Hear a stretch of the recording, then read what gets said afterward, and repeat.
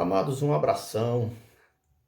Programa Luz para os Meus Caminhos, hoje com o título Duas Vontades Opostas. O texto, livro do profeta Jonas, capítulo 1, do versículo 1 ao versículo 3, que diz: A palavra do Senhor veio a Jonas, filho de Amitai. Levanta-te, vai a Nínive, a grande cidade, e profere contra eles um oráculo que a maldade de seus habitantes subiu até mim. Jonas levantou-se e se pôs a caminho, mas para fugir da presença do Senhor.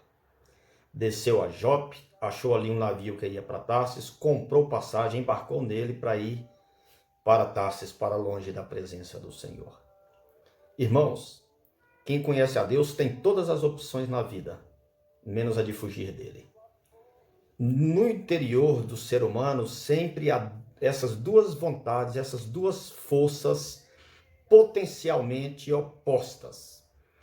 Deus diz a ele: levanta-te e vai a Nínive. Ele levanta e foge daquilo que Deus determinou que ele fizesse. A vontade de obedecer a Deus, logicamente, estava nele, como disse o apóstolo Paulo, porque no tocante ao homem interior tenho prazer na lei de Deus. Porém, a vontade de desobedecer à ordem de Deus também reside nele, estava nele, como disse também o apóstolo Paulo em Romanos 7:23. Mas vejo nos meus membros outra lei que, guerreando contra a lei de minha mente, me faz prisioneiro da lei do pecado que está nos meus membros. A obediência, a desobediência, a vontade de Deus é a nossa vontade. E essa guerra, ela vai longe. A desobediência à vontade de Deus sempre afasta o ser humano da presença beneficiadora do Senhor. E ele então foge da presença de Deus. Toda fuga da vontade de Deus implica descida. Duas ilustrações aqui são interessantes.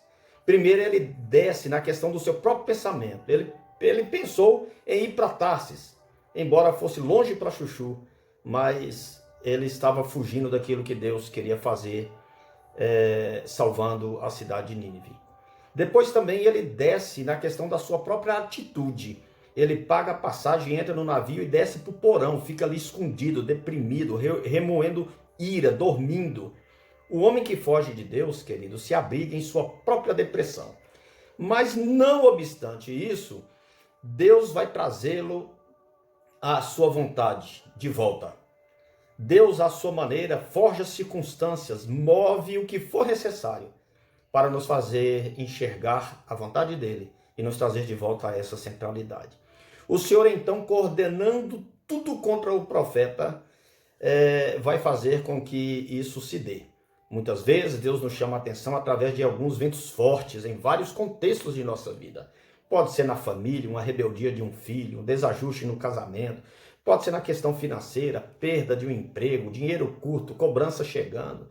Pode ser na vida espiritual, falta de paz, discórdia. Pode ser na vida pessoal, insatisfação, depressão, frustração. É bem verdade que nem sempre esses problemas significam disciplina de Deus. Mas muitas vezes Deus usa ou permite a tragédia como possibilidade de seu amor por nós. E aí ele vai ser perseguido pela adversidade controlada pelo próprio Deus. Tudo vai dar errado para ele. Ele sabia que sua desobediência era a causa de toda aquela fúria do mar, do barco, do navio querendo naufragar. Ele havia perdido a noção, queridos, de que no mundo espiritual também funciona a base da lei de causa e efeito. Ninguém desobedece a Deus e fica impune. E aí vem a própria intervenção divina. Deus depara com um grande peixe que vai e traga o profeta, depois que ele foi jogado ao mar, o grande peixe engole o profeta e desce para as profundezas. Apesar de toda a tribulação e circunstâncias adversas, ainda assim, ele não quis ouvir a Deus. Se obedecer à vontade de Deus exige muito, temos que lembrar que não obedecer pode custar muito mais caro. Então Deus envia aquele peixe a fim de que Jonas confrontasse a sua própria desobediência e se quebrantasse diante da vontade divina. Como voltar então à vontade de Deus? Da maneira que aconteceu com ele. Primeira coisa, ele orou. É bem verdade que ele não orou para decidir ir para Tarsis, não orou na tempestade, não orou quando toda a tripulação orava com medo de afundar, não orou quando a verdade sobre a sua fuga se tornou pública a todos ali, não orou quando os próprios marinheiros tentaram salvar a vida dele sem querer atirá-lo ao mar, não orou quando foi lançado ao mar. Mas Jonas orou no ventre do grande peixe, nas profundezas de aflição, que ele restaura a sua alma com a oração. Então, primeira coisa, ele orou. Segundo, ele se dispôs. Agora ele está pronto, sim, a ouvir e a obedecer a Deus. Também ele passa a enxergar o que é importante, não para ele, mas para Deus.